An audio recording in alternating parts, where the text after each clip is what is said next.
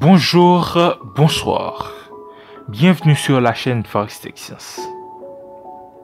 Saviez-vous que la matière ordinaire constitue seulement 4,9% dans l'ensemble de tout ce qui existe? Saviez-vous qu'une énergie très mystérieuse dénommée énergie sombre occupe presque la totalité du vide intergalactique? C'était en 1998, le thème d'énergie sombre, plus communément appelé énergie noire, a fait son apparition dans le milieu scientifique suite à la découverte de l'accélération de l'expansion de l'univers faite par deux équipes internationales dirigées par deux brillants astrophysiciens. Grâce aux recherches qu'ils ont menées, ils ont pu remarquer que la vitesse de fuite des galaxies par rapport à la Voie lactée augmente au cours du temps. C'est pourquoi ils ont imaginé qu'il devrait exister une certaine énergie dotée d'une pression négative destinée à la faire se comporter comme une force gravitationnelle répulsive, ce qui occasionne l'accélération de l'expansion de l'univers.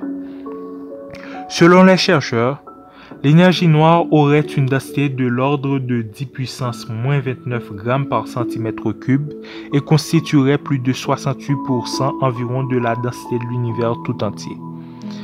Quant à la nature exacte de l'énergie noire, ça reste encore du domaine de l'inconnu. Certains physiciens disent que l'énergie du vide quantique n'est rien d'autre que l'énergie noire, mais pourquoi cette étrange énergie serait-elle l'énergie du vide?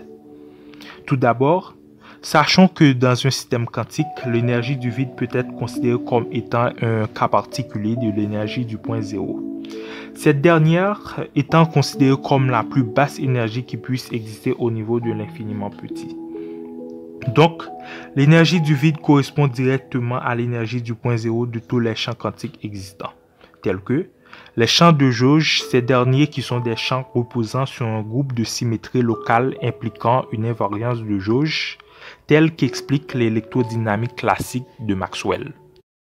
L'énergie du vide correspond également à l'énergie du point zéro d'autres champs quantiques tels que le champ électromagnétique qui est la représentation dans l'espace de la force électromagnétique des particules chargées, le champ de Higgs électrofaible qui est un champ scalaire, c'est-à-dire une fonction de plusieurs variables qui associe un seul nombre à chaque point de l'espace.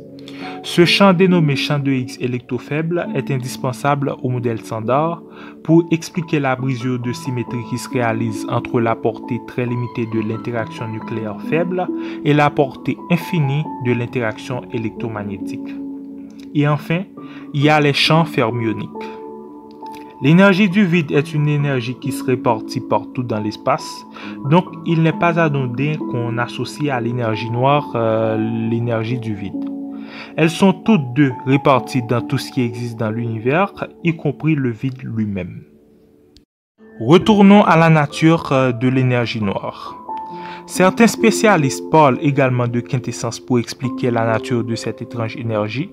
La quintessence, comme son nom l'indique, serait le cinquième type de matière ou d'énergie. Les quatre premiers sont la matière baryonique, les photons, les neutrinos et la matière noire. Selon cette hypothèse, l'énergie noire est induite par l'existence de particules inconnues.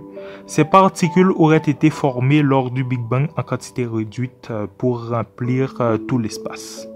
Le gros problème avec ce modèle, c'est parce qu'il ressemble fortement avec les théories obsolètes de l'éther qui ont été proposées pour expliquer la propagation de la lumière dans le vide.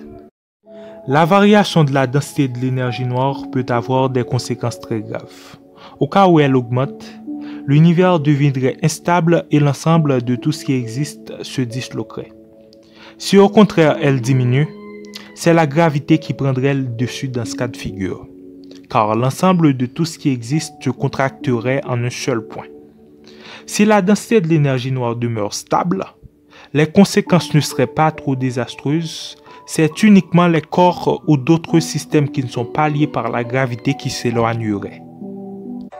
Maintenant, on arrive à la fin. Je vous donne rendez-vous pour une prochaine vidéo dans laquelle on parlera de la matière noire.